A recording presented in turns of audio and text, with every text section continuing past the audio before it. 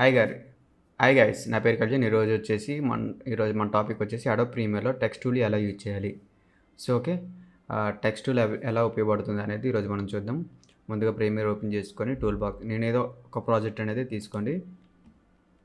తీసుకొని ఒక సీక్వెన్స్ కూడా తీసుకున్నా. ఓకే, ఇప్పుడు మనం ఈ టూల్ని ఎలా యూజ్ చేయాలి అనేది మనం డిస్కస్ చేసుకుందాం. నేను ఇక్కడ టెక్స్ట్ టూల్ సెలెక్ట్ చేసుకున్నాను. టెక్స్ట్ టూల్ సెలెక్ట్ చేసుకొని క్లిక్ చేశాను. క్లిక్ చేయగానే మనకి ఒక లేయర్ అనేది వచ్చింది.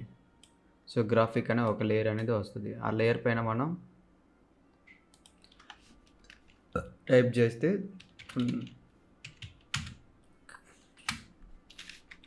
సో ఇలా టెక్స్ట్ అనేది మనకి టైప్ చేసుకోవచ్చు. అండ్ అలాగే దాన్ని సైజ్ అనేది మనకి యాజ్ యూజువల్గా కంట్రోల్ ప్యానల్స్ అయి ఉంటాయి కదా, సెట్టింగ్స్ అవన్నీ. సో అందులోకి వెళ్ళిపోయి మనం దీన్ని సెలెక్ట్ చేసుకుంటే సెట్టింగ్స్ అనేవి వస్తాయి.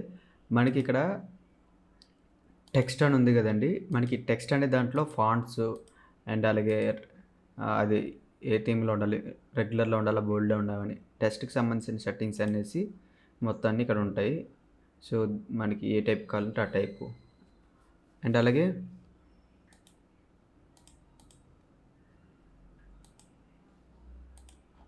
Colour and shadows, background, mask with text, ప్రతిదీ దానికి సంబంధించిన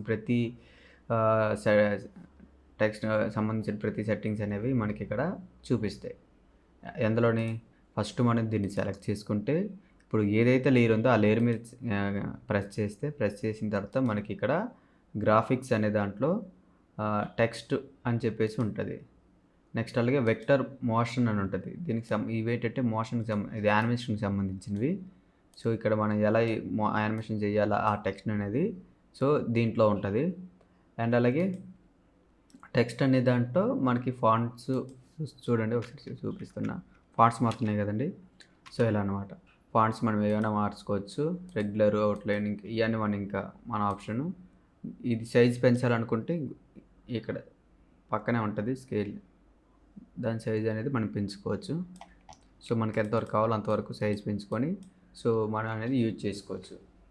అది మిడిలా లేకపోతే లెఫ్ట్ రైట్ అని చెప్పేసి ఇందులో ఆప్షన్స్ ఉంటాయి. సో మనకి కావాల్సినట్టుగా దాన్ని మనం యూజ్ చేసుకోవచ్చు. అండ్ అలాగే కలర్, మనకి ఏ కలర్ కావాలంటే ఆ కలర్. ఓకే, అండ్ అలాగే స్ట్రోక్ ఇవ్వాలనుకుంటే స్ట్రోక్ ఇచ్చుకోవచ్చు, లేదు అనుకుంటే స్ట్రోక్ ఇవ్వాలనుకుంటే ఇచ్చుకోవచ్చు, లేదనుకుంటే ఆఫ్ చేసుకోవచ్చు. అలాగే బ్యాక్గ్రౌండ్, దానికి ఒక బ్యాక్గ్రౌండ్ ఇవ్వాలనుకుంటే మనం బ్యాక్గ్రౌండ్ అనేది కూడా క్రియేట్ చేసుకోవచ్చు. ఆ బ్యాక్గ్రౌండ్ కూడా ఏ కలర్లో ఉండాలనేది కూడా మనం సెలెక్ట్ చేసుకోవచ్చు.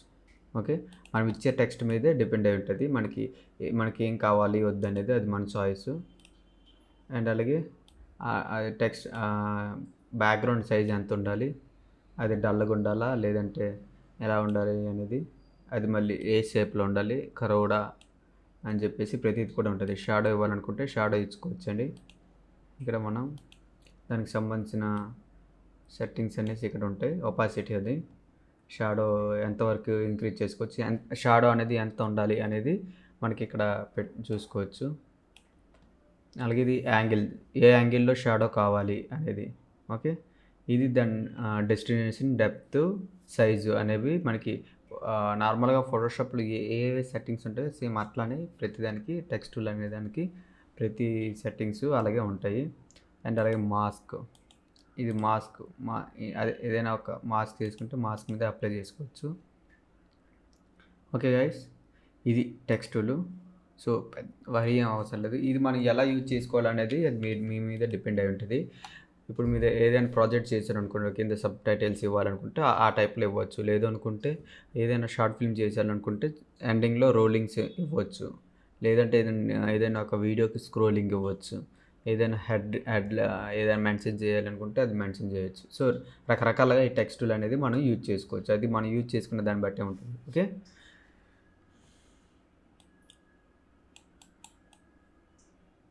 అలాగే వర్టికల్ టెక్స్ట్,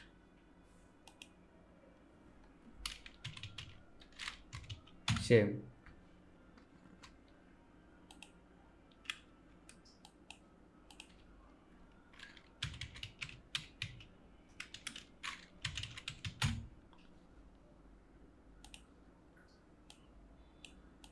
సో ఇది అంతే గైస్. మనం ఎలా కావాలనేది మన ఇష్టం వచ్చినట్టు మనకి నచ్చినట్టు. వర్టికల్ అయితే వర్టికల్, హారిజాంటల్ అయితే హారిజాంటల్ మనకి నచ్చినట్టుగా మనం టెక్స్ట్ అనేది క్రియేట్ చేసుకోవచ్చు. సో ఇది ఎలా యానిమేషన్ చేసుకోవాలనేది నేను తర్వాత ఫర్దర్ క్లాసుల్లో నేను వీటి గురించి ఎక్స్ప్లెయిన్ చేస్తాను. Okay, thank you guys.